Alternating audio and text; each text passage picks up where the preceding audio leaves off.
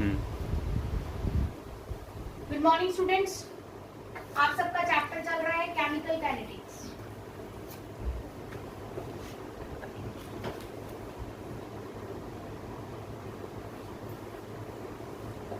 अब तक मैंने आप लोगों को बताया है कि केमिकल काइनेटिक्स का मतलब क्या होता है। रेट ऑफ रिएक्शन को हम इसके अंदर कैलकुलेट करते हैं कि कोई भी रिएक्शन आपकी कितनी स्पीड से दैट इज किस रेट से प्रोसीड कर रही है। कोई reaction on the basis of speed that is with respect to time. 3 types की मैं आपको बता चुकी हूँ, slow reaction, fast and moderate reaction. On the basis of concentration you can take it as a 2 types of reaction, instantaneous and your average rate of reaction. उसके अलावा we have already studied order of a reaction and molecularity. Order of a reaction में मैंने आपको बताया है कि किस तरह से आपको क्वेश्चंस कैलकुलेट करने हैं। एग्जाम में अगर आ जाते हैं ऑर्डर कैलकुलेट करना है बाय द गिवन डाटा, तो आप किस तरह से रेशियो लेकर उसे कैलकुलेट करेंगे वो हम अब यहाँ तक कर चुके हैं। ठीक है, आई होप आप लोगों ने क्वेश्चंस ट्राई कर लिए होंगे। जो डाउट्स होंगे आप मुझसे पूछ लीजिएगा। ठीक है, कमेंट्स कर दीजिएगा या व्हाट्सएप सेक्शन में आप मुझसे पूछ सकते हैं। नेक्स्ट हम बात कर रहे हैं राजे यहाँ पर, next is your differential rate equation.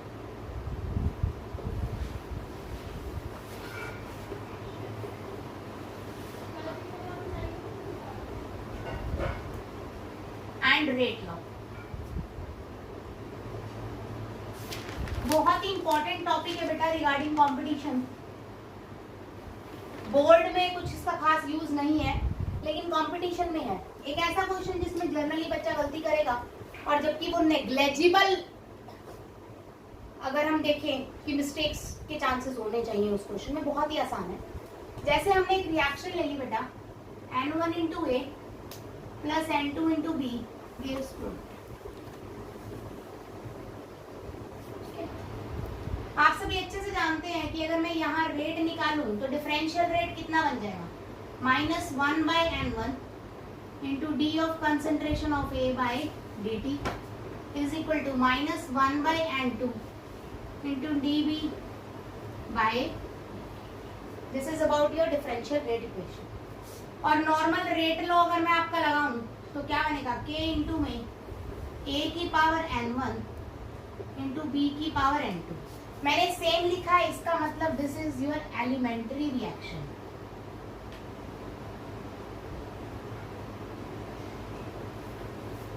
ठीक है, सेम है बेटा जी, दोनों ही रेट है, यू कैन इक्वेट देम। तो पहले आप इसको इक्वेट करेंगे राजीव, क्या आएगा देखिए, 1/N1 माइनस का is equal to D of A by into D of A by dt is equal to K into A की पावर N1 B की पावर N2। N1 उधर ले जाइए बच्चा, minus D of A by dt is equal to K into A की power N1 into B की power N2 into में N1। Is that clear? N1 और K दोनों कांस्टेंट है बेटा जी, तो minus of D of A by D T is equal to, I can write it K A into A की power N1 into B की power N2। यहां पर minus D of A by D T, D of A by D T is rate बेटा, minus show rate of disappearance. तो आप कह सकते हो rate of disappearance of A is equal to, you can से के ए इंटू ए की N1 into B की N2। Done, this is important, this is क्या है ये, rate of disappearance coefficient for.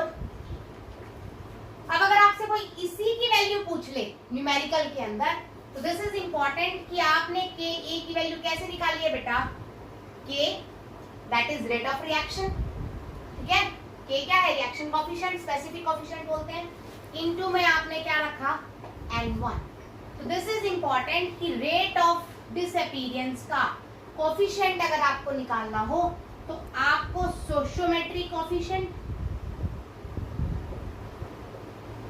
That is number of moles denote करता है, into में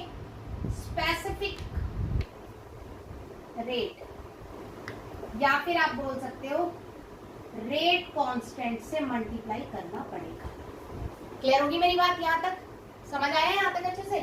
दिस इज क्या मैंने क्या बताया बेटा, बाय चांस आपसे क्वेश्चन दे दे, डाटा दे दे आपको कि रेट ऑफ रिएक्शन या स्पेसिफिक रेट कांस्टेंट इज इतना, ठीक है, एंड आपको एक रिएक्शन दे दे और आपसे पूछे कि रेट ऑफ डिसअपीयरेंस कोएफिशिएंट निकालो फॉर ए, तो रेट ऑफ डिसअपीयरेंस कोएफिशिएंट ये है बेटा, और ये आया कैसे, मैंने रेट ऑफ रिएक्शन वाला जो कोएफिशिएंट है that is specific rate into में क्या किया, स्टोइचियोमेट्रिक कोएफिशिएंट को इकट्ठा लिख दिया, वो मेरा बना है के ए। Is that clear? समझ आई बात यहाँ तक? ठीक है, तो दिस इज इंपॉर्टेंट कि आपको rate of coefficient for a निकालना हो, कब, डिसअपीयरेंस के केस में, तो आप नॉर्मल रेट ऑफ रिएक्शन के कोएफिशिएंट को मल्टीप्लाई करोगे विद द स्टोइचियोमेट्रिक कोएफिशिएंट। क्लियर है? यहां से इन टर्म्स ऑफ बी भी निकाल सकते हैं बेटा, इसको इक्वेट करके। अगर आप यही चीज इसको इक्वेट करके निकालते हैं तो देखिए क्या बनेगा, R of D of B, rate of disappearance of B is equal to K into n two into A की पावर n1 इंटू बी की power n। K into n2 को आप डायरेक्ट लिख सकते हैं बेटा के बी इंटू ए की पावर n1 इंटू बी की power n2, R of D of B. तो R of D of B ये है बेटा, तो कोएफिशिएंट निकालना है तो दैट इज के बी, और के बी हमारा किसके इक्वल है, के इंटू में। बात समझ आ गई? तो यहाँ पर आपके पास एक इंपॉर्टेंट चीज निकल के आई कि अगर आपको रेट ऑफ डिसअपीयरेंस का कोएफिशिएंट या रेट ऑफ अपीयरेंस का कोएफिशिएंट निकालना हो तो आपको नॉर्मल रेट ऑफ रिएक्शन को उसको स्टोइचियोमेट्रिक कोएफिशिएंट से क्या करना पड़ता है, मल्टीप्लाई करना पड़ता है। इज दैट क्लियर बेटा जी? दिस इज वेरी इंपॉर्टेंट, सिर्फ कंपटीशन के लिए, ठीक है। नेक्स्ट देखते हैं, next is integrated rate of law या integrated rate of reaction of various data.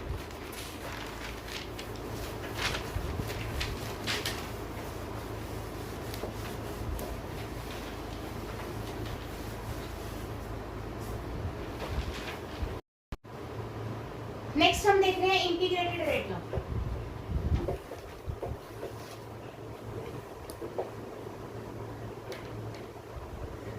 For zero order reaction, zero order के लिए इंटीग्रेटेड रेट लॉ मतलब जीरो ऑर्डर के लिए हम क्या निकालेंगे, आपका कंप्लीट डेरिवेशन करेंगे बेटा कि किन किन फैक्टर्स पे जीरो ऑर्डर में वो डिपेंड करती है, और हम यहाँ पर इंटीग्रेशन का इस्तेमाल करेंगे, इसीलिए हम इसे बोलते हैं इंटीग्रेटेड रेट लॉ। ठीक है, जैसे पीछे हमने रेट निकाला बाय यूजिंग डिफरेंशिएशन, तो इसलिए हमने बोल दिया डिफरेंशियल रेट लॉ। ठीक है, तो यहाँ पर इंटीग्रेशन का इस्तेमाल होगा, इसलिए हम बोलेंगे इंटीग्रेटेड रेट लॉ। क्लियर है बात यहाँ तक? ठीक है, let us take an example.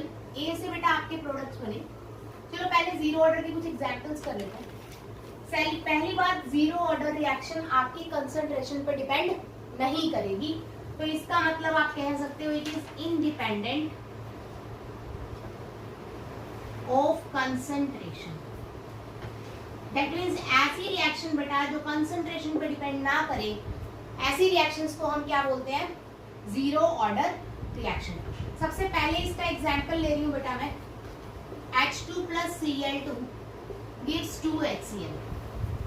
आप बेटा ट्रक भर के हाइड्रोजन ले लो या ट्रक भर के क्लोरीन ले लो, मतलब कितना भी अमाउंट ऑफ हाइड्रोजन ले लो और कितना भी अमाउंट क्या ले लो, क्लोरीन का ले लो, ये रिएक्शन कैरिड आउट नहीं हो सकती, किसी भी हाल में नहीं होगी। इसका मतलब इसका अमाउंट कम हो या ज्यादा, इसका अमाउंट कम हो या ज्यादा, रिएक्शन के रेट पे डिपेंड नहीं पड़ रहा, शुरू ही नहीं हो रही रिएक्शन। ठीक है, मैंने जैसे ही क्या दी बेटा, लाइट दी, रिएक्शन स्टार्ट हो गई। इसका मतलब मेरी रिएक्शन की स्पीड डिपेंड किस पे करती है बेटा, रेट पे, किस पे, लाइट पे। That means rate is directly proportional to another factor, किसी और फैक्टर पे डिपेंड करता है, वो क्या है, इंटेंसिटी ऑफ लाइट।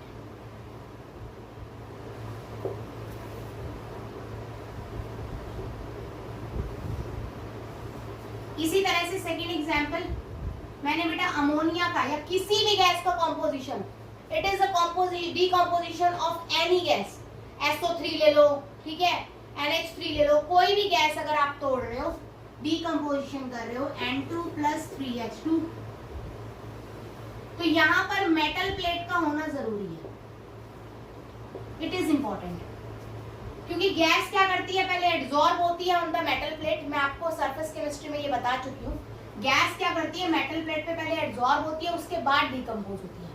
तो that means rate another factor पे डिपेंड करता है, कौन सा, surface area of metal plate.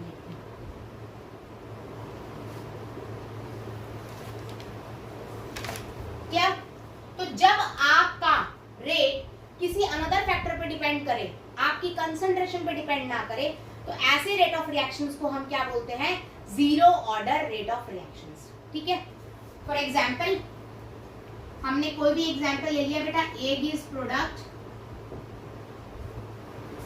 तो मैं कह सकती हूँ rate is equal to K into A की पावर डिपेंड नहीं कर रही, that is zero. This is your order of A reaction. किसी भी चीज की पावर क्या होती है, जीरो, तो रेट इज इक्वल टू क्या आ गया बेटा जी, के। तो यहाँ पर जीरो ऑर्डर रिएक्शन में रेट हमेशा constant, that is specific constant के क्या होता है, इक्वल होता है, किसी भी कंसंट्रेशन पे डिपेंड नहीं करता। क्लियर होगी बात मेरी? ठीक है, यहाँ तक समझ आया सबको? उसके बाद आगे देखते हैं इसका डेरिवेशन। ए से आपको मिला बेटा B, A is your reactant, B is your product. At T is equal to 0, starting में इसकी कंसंट्रेशन थी A0,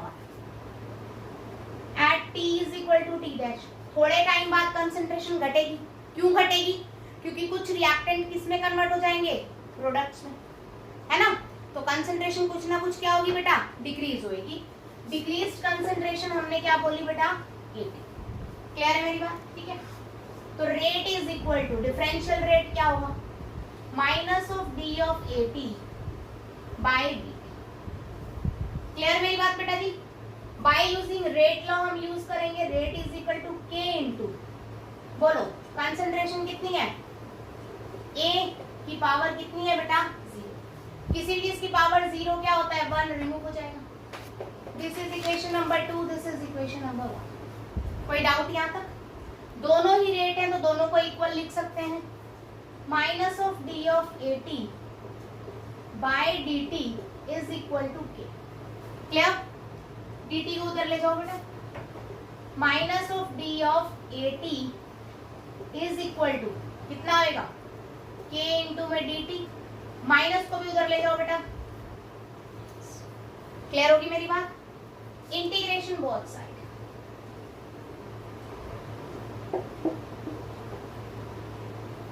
दोनों तरफ इंटीग्रेशन करेंगे बेटा। इंटीग्रेशन करेंगे तो डी ऑफ AT का integration is equal to minus K into D of T. तो आपको याद रखना है कि डी ऑफ एक्स का इंटीग्रेशन एक्स होता है, क्योंकि हमारे ये केमिस्ट्री कर रहे हैं तो केमिस्ट्री में हमें इंटीग्रेशन मैथ इतनी जरूरत नहीं है, केमिस्ट्री वालों को वैसे भी मैथ थोड़ा कम आता है। तो हम सिंपल लेंगे कि किसी भी चीज का इंटीग्रेशन क्या होता है, सिंपल का dx का x होता है। तो d ऑफ AT का कितना हो जाएगा, simple AT is equal to minus of k common ले लिया हमने, अंदर बचा बेटा d of t। d of t का इंटीग्रेशन क्या होगा राजे, t प्लस में मैंने लिखा c। c क्या है मेरा, इंटीग्रेटिंग कांस्टेंट।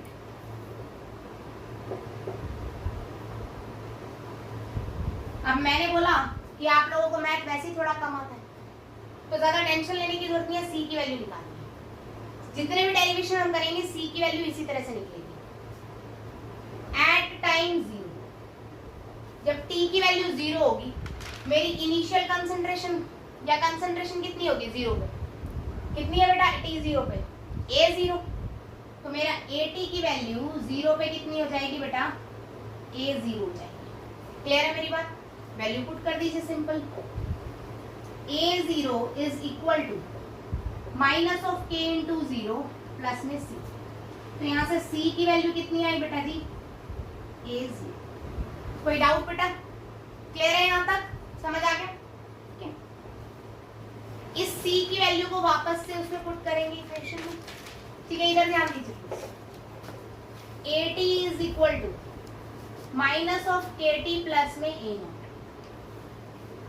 ठीक है, तो इसको थोड़ा तमीज में लिख दे तो हम लिख सकते हैं AT इज इक्वल टू, बोलो, A नॉट माइनस में this is the integrated rate law.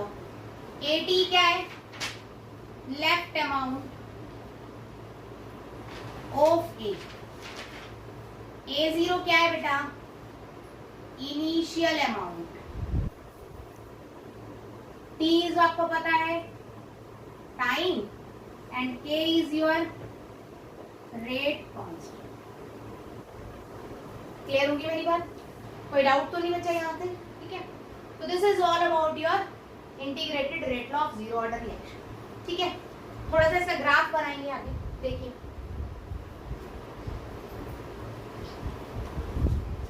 आपके पास इक्वेशन आई हुई है,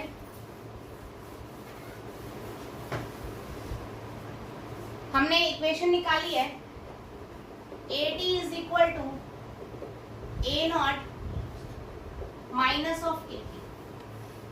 आपके पास बेटा ग्राफ होते हैं y is equal to mx plus c का। ये ग्राफ कुछ इस तरह से होता है, ठीक है। दिस इज योर c, यहाँ y होगा, यहाँ क्या होगा? x होगा, और इस लाइन का स्लोप रहेगा बेटा m। ठीक है, सेकेंड होता है y is equal to mx, ऐसा रहेगा। ये 2-3 ग्राफ मैं आपको बता रही हूँ ताकि आप लोगों को कंफ्यूजन ना रहे, ठीक है। और यहाँ पर भी स्लोप क्या रहेगा बेटा? m। उसके अलावा एक ग्राफ होता है y is equal to minus mx plus c का। तो माइनस दिख रहा है बेटा, स्लोप नेगेटिव आएगा, नेगेटिव आएगा तो नीचे की तरफ,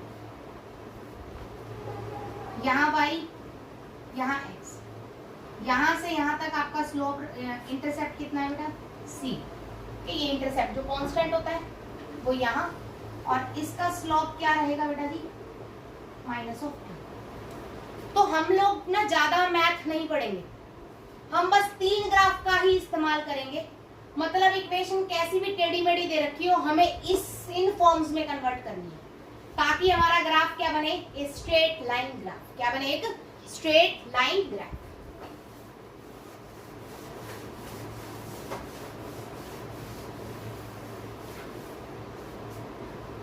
तो आपको इक्वेशन देखिए बेटा क्या दे रखी है, AT is equal to A naught minus of KT बेटा। ठीक है, तो मैं कह सकती हूँ y is equal to C minus mx। तो y is equal to minus mx plus C, ये वाला ग्राफ बन रहा है। y पे क्या है बेटा? AT, x पे क्या है राजे? C। क्यों? क्योंकि और कोई वेरिएबल ही नहीं है। K is your constant, A0 initial concentration तो बदलेगी नहीं, फाइनली बदल सकती है क्योंकि टाइम जैसे जैसे बढ़ रहा है वैसे वैसे कंसंट्रेशन घटती चली जाएगी। तो AT बदल रही है। शुरुआत में अगर आपने 10 मोल ली है तो इसका मतलब ये थोड़ा ना थोड़ी देर बाद वो 5 हो जाएंगे, 10 तो 10 ही रहेंगे शुरुआत वाले। तो इनिशियल कंसंट्रेशन तो अपने आप बदलेगी नहीं, इसीलिए A0 और T क्या है? कांस्टेंट है। क्या है? कांस्टेंट। तो ग्राफ कहाँ बनेगा बेटा? ऐसे नेगेटिव। क्लियर? बिल्कुल टच नहीं करना है। यहां से यहां तक इंटरसेप्ट C की वैल्यू कितनी है? A not. क्लियर? और स्लोप इज इक्वल टू कितना आएगा? Minus of m, that is minus of K।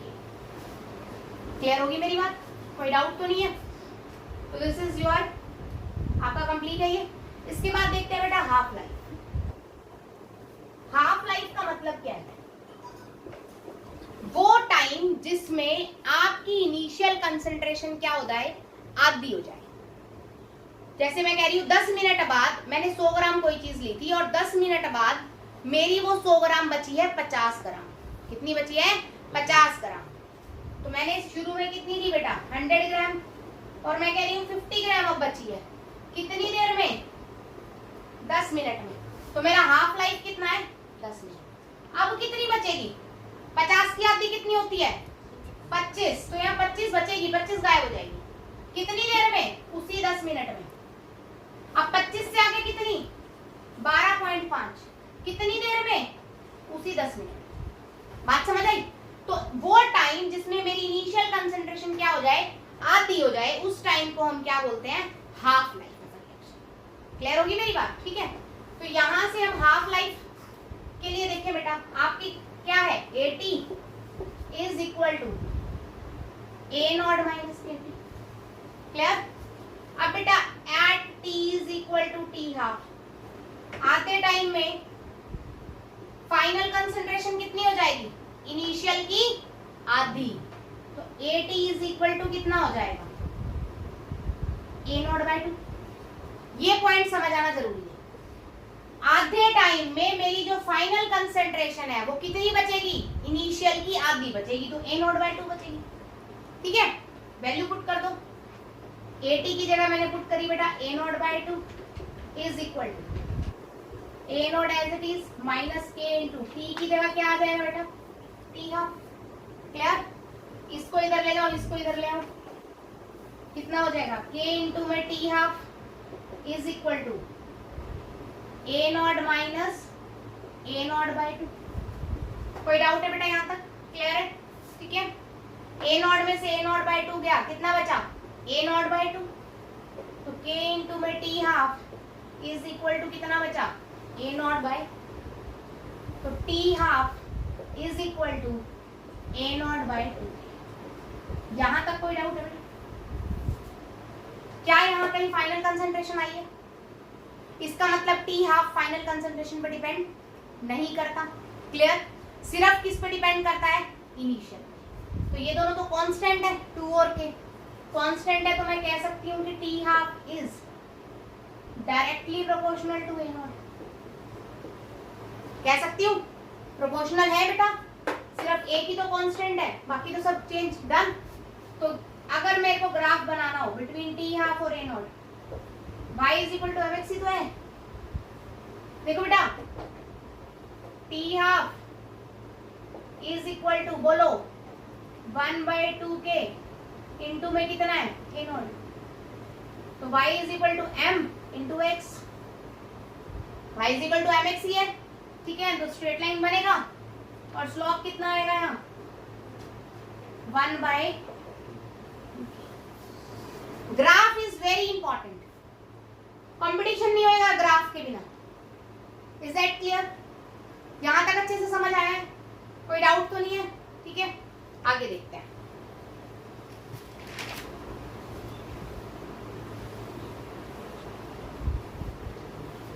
Completion time.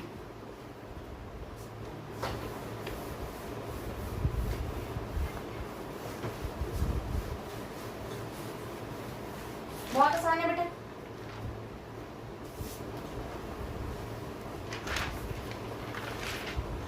Completion time या फिर मैं बोल सकती हूँ T 100%।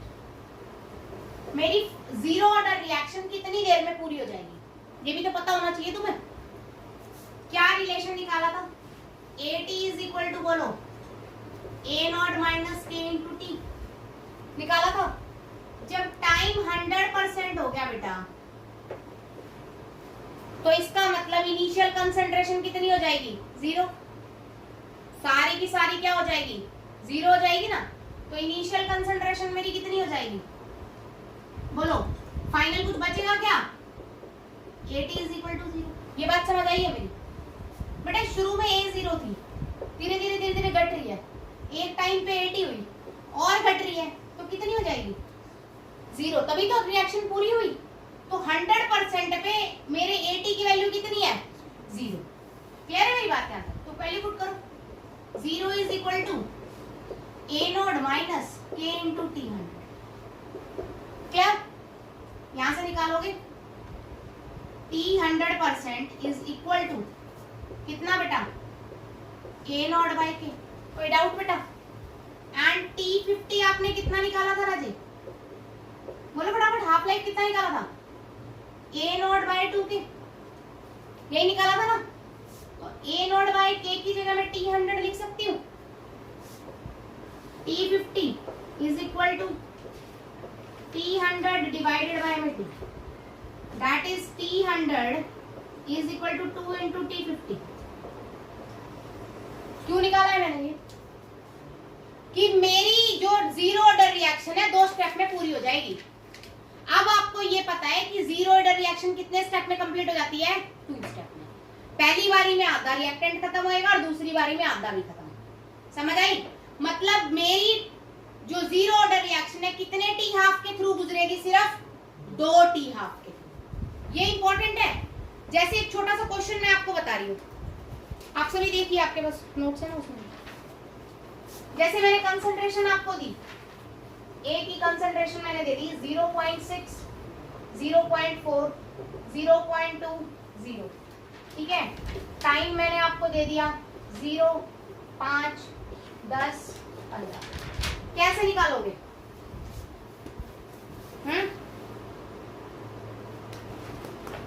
मैंने कहा टी हाफ निकालो, कैलकुलेट टी हाफ। तो टी हाफ तो मेरे पास कितना है इसका जीरो ऑर्डर का? ए नॉट बाय 2 के, यही है ना? टी हाफ तो यही है बेटा, ए नॉट बाय 2 के। ए नॉट तो दे रखा है मेरे को, इनिशियल कंसंट्रेशन कितनी है 0.6। के तो नहीं दे रखा ना, के कहां से निकालोगे? आपके पास वैल्यू है AT इज इक्वल टू, बोलो, ए नॉट माइनस के टी।